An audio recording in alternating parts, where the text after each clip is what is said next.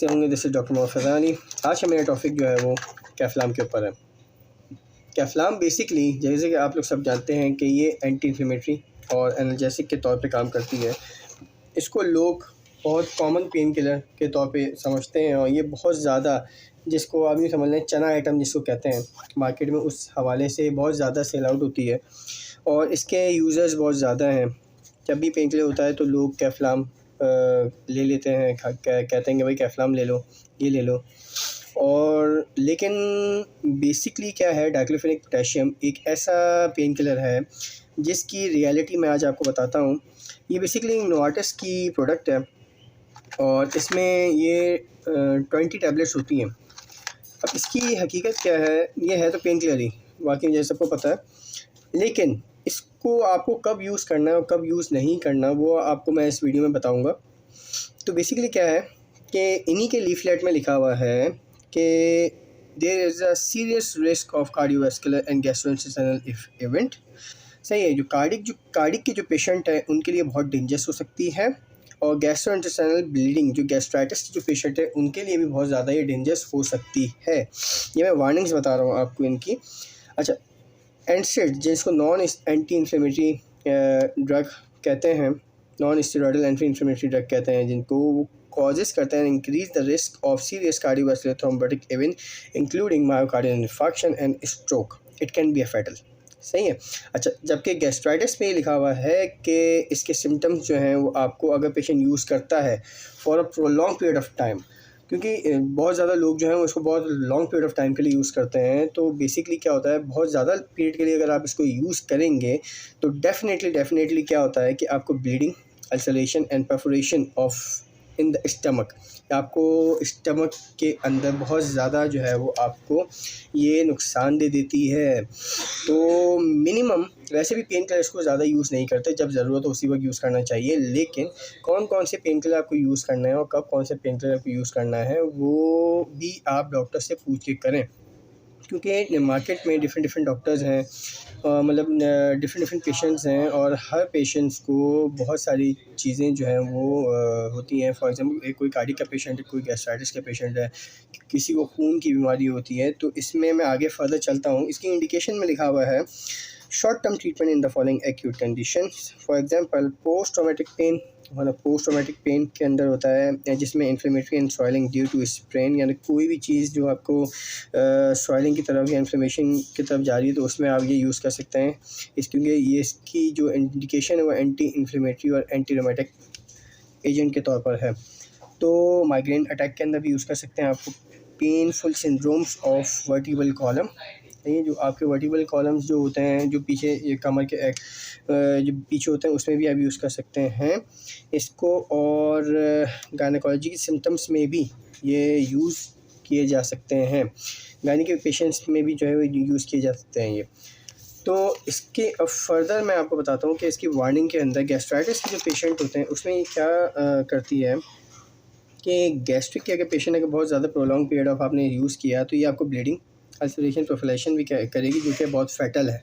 सही है, ये रिपोर्टेड हुआ है विद ऑल एनसेट्स इंक्लूडिंग डाइक्लोफेनेक के अंदर, and it may occur at any time during treatment with और विदाउट वार्निंग सिम्टम्स, के मतलब जब आपको सिम्टम्स दे भी सकता है और ये नहीं भी दे सकता। इसी तरीके से कार्डियोवास्कुलर के जो पेशेंट्स होते हैं, जो कार्डियक के पेशेंट होते हैं, treatment with एनसेड including diclofenac potassium particularly at high dose and in long term maybe is associated with a small increased risk of serious cardiovascular thrombotic event including myocardial infarction, जिसको आप heart attack भी कहते हैं, and stroke, जो आपके stroke आपके mind को भी डैमेज कर सकता है।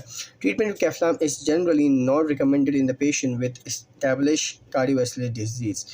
सही है, congestive heart failure, ischaemic heart disease and peripheral arterial disease. तो ये तो मैंने आपको बता दिया कार्डियोवास्कुलर डिजीज़ के बारे में जो कार्डियक के पेशेंट हैं। अब आप आते हैं फॉर एग्जांपल, अगर आप कैफ्लाम का बहुत ज़्यादा यूज़ करते हैं तो कैफ्लाम क्या करती है, आपके ब्लड के रेशियोज़ को, जो ब्लड काउंट के जो आपके वो होते हैं उसको जो है वो इरेगुलर कर देती है। तो उससे क्या होता है, आपको मॉनिटर करना पड़ता है अपने ब्लड काउंट को। सही है, ब्लड काउंट को करना पड़ता है। इसमें लिखा हुआ है like other एनसेड Diclofenac may temporarily inhibit the platelet aggregation. Patient with defect of hemostasis should be carefully monitored. तो आप उसको मॉनिटर करेंगे। इसी तरीके से रेस्पिरेटरी इफ़ेक्ट, जो रेस्पिरेटरी जो पेशेंट होते हैं, एस्थमिक पेशेंट होते हैं, प्री एग्जिस्टिंग एस्थमिक पेशेंट होते हैं, उसके अंदर डाइक्लोफेनिक क्या करता है, इन the patient with asthma seasonal allergic rhinitis soiling the nasal muscular को, ये म्यूकोजा को सॉइल कर देता है, जिस सही है। And chronic COPD, chronic obstructive pulmonary disease और chronic infection of the respiratory tract, सही। तो ये जो रेस्पिरेटरी पेशेंट्स जो होते हैं उसके लिए भी बहुत डेंजरस होता है। साथ साथ स्किन के लिए आ जाते हैं, तो serious skin reaction, some of them fatal, including dermatitis, Steven Johnson syndromes and toxic epidermal necrolysis. Basically क्या होता है, स्टीवन जॉनसन सिंड्रोम्स, जैसे कि पता है कि आपके स्किन प्रॉब्लम्स हो जाती है, पूरी बॉडी से आपकी खाल जो है वो जो ये बहुत वैसे रेयर होता है, लेकिन ये सारे जो है इसके सिम्टम्स हैं, प्रिकॉशंस हैं, जो कि आपको लेने से पहले आपको ये सब पता होना चाहिए क्योंकि इन्होंने अपने लीफलेट में लिखा हुआ है। अगर कभी भी होता है तो आप इनके ऊपर कोई क्लेम नहीं कर सकते, क्योंकि इन्होंने अपने लीफलेट में लिखा हुआ है, और लीफलेट में जब लिखा हुआ है तो आप इनके ऊपर बेयर कर ही नहीं सकते। करते हैं इनकी इंटरेक्शंस की, तो इंटरेक्शंस किन किन दवाइयों के साथ जो है, किन किन दवाइयों के साथ ये इंटरेक्शन कर सकते हैं। ये इंटरेक्शन जो है, अगर आप डायबिटिक पेशेंट भी हैं, और तो ये डायबिटिक पेशेंट्स के लिए जो है, ये मतलब आप डायूरेटिक्स यूज़ करते हैं या एंटी हाइपरटेंसिव यूज़ करते हैं, तो ये क्या करता है कि उनके इफ़ेक्ट को ये डिक्रीज़ कर देता है।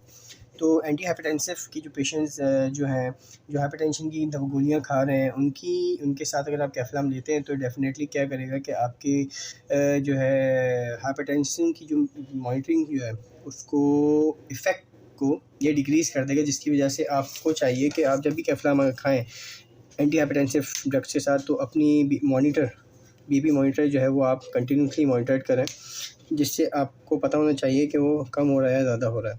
अच्छा, साथ में साथ जो है, अगर ये आप एंटी कोगुलेंट या एंटी प्लेटलेट्स, जो कोलेस्ट्रॉल्स की जो दवाइयाँ होती हैं, अगर आप वो ले रहे हैं, तो ये क्या करता है, ये इंक्रीज रिस्क ऑफ ब्लीडिंग कर देता है, समझ रहे हैं आप, रिस्क ब्लीडिंग कर देता है। अगर आप साथ में SSRI ले रहे हैं, सिलेक्टिव सीरोटोनिन रीअपटेक इनहिबिटर्स, अगर आप ले रहे हैं एनसिड्स के साथ, इंक्लूडिंग डाइक्लोफेनिक, कोई भी दूसरी एनसिड ले रहे हैं इंक्लूडिंग डाइक्लोफेनिक, तो ये क्या करता है कि ये गैस्ट्रोइंटेस्टाइनल ब्लीडिंग कर देता है, प्रेस कर देता है। ये सारी चीज़ें हैं जो आप लोग को पता होनी चाहिए, इनके लीफलेट में लिखी हुई है, मैं अपनी तरफ से नहीं बोल रहा। अच्छा, दूसरी बात, ये एंटी डायबिटिक, अगर आप पेशेंट एंटी डायबिटिक हैं और डायबिटिक पेशेंट से अगर आप लेते हैं ओरल एंटी डायबिटिक कोई आप दवाई खा रहे हैं, तो क्या करता है, ये आपको आपकी जो हाइपोग्लाइसेमिक भी कर सकता है, आपको हाइपरग्लाइसेमिक भी कर सकता है। तो आपको मॉनिटरिंग ज़रूरी है, अपनी ग्लूकोज की मॉनिटरिंग आपकी बहुत ज़रूरी है, सही है। अच्छा, प्रेगनेंसी के अंदर ये नॉट रिकमेंडेड है, कॉन्ट्राइंडिकेशन है प्रेगनेंसी में, क्योंकि ये आपके फीटस को फैटल कर सकता है, नुकसान पहुंचा सकता है। फर्स्ट उसके अंदर भी, सेकंड के अंदर भी जो है ये आपको नहीं होता, और थर्ड में भी जो है ना, अभी मतलब ये समझ लें आप कॉन्ट्राइंडिकेशन ही है ये। आप प्रेगनेंसी या लैक्टेशन मदर भी जो है ना, उसको कॉन्ट्राइंडिकेशन ही समझे, तो आप नहीं ले सकते।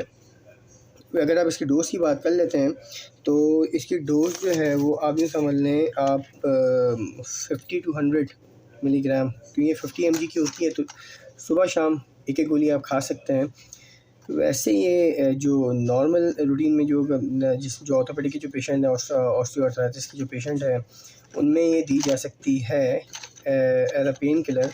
लेकिन जो भी कार्डियक के जो पेशेंट हैं या डायबिटिक के पेशेंट हैं, या जो मैंने अपने वीडियोस में आपको बताया कि जो पर्सन्स क्योंकि ब्लीडिंग ब्लड के लेवल्स को भी उसको भी जो है वो मिनिमाइज़ अप डाउन कर सकती है, जिसके कहते हैं कि आपको काउंट करना लाजमी है। अच्छा, इसमें एक चीज़ लिखी हुई है कि अगर आप कंटिन्यू 4 हफ्ते तक इसको यूज़ करते हैं, तो आप डेफिनेटली अपने टेस्ट करवाएं, सही है, डेफिनेटली अपने टेस्ट कराएं, क्योंकि टेस्ट पे फिर इरेगुलरिटी आती है, ये आपके ब्लड काउंट्स को इरेगुलर करता है। ये सारे प्रिकॉशन मेजर्स हैं। अच्छा, किडनी के जो पेशेंट्स हैं उसमें क्या करता है कि ये as a fluid retention and edema has been reported in the associated with NSAID therapy including diclofenac, and particularly caution is called for the patient with impaired cardiac and or renal function, history of hypertension, and the elderly patients receiving concomitant treatment with diuretics और medicinal product. तो ये बता रहे हैं कि cardiac के patient हो या रीनल इन्फेक्शन हो, आपको बहुत कॉन्ट्राइंडिकेशन के तौर पे आपको नहीं लेनी है। सही, तो एहतियात करें, डॉक्टर से पूछ के इस्तेमाल करें, क्योंकि डाइक्लोफेनेक पोटेशियम है, इसमें पोटेशियम होता है। और साथ में ये है कि आप जो फल फ्रूट्स वगैरह होते हैं जो हाई लेवल पोटेशियम होते हैं वो भी इसके साथ आप यूज़ ना करें, क्योंकि अगर आप वो इसके साथ यूज़ करते हैं तो वो डेफिनेटली क्या करेंगे, वो इसके पोटेशियम के लेवल को अप करेंगे। जब पोटेशियम लेवल अप होगा तो डेफिनेटली आपको ये सारी चीज़ें होंगी जो इन्होंने लीफलेट में बताया हुआ है। Thank you so much. उम्मीद है आपको मेरी वीडियो पसंद आई होगी। शेयर करें, सब्सक्राइब करें। अस्सलाम वालेकुम।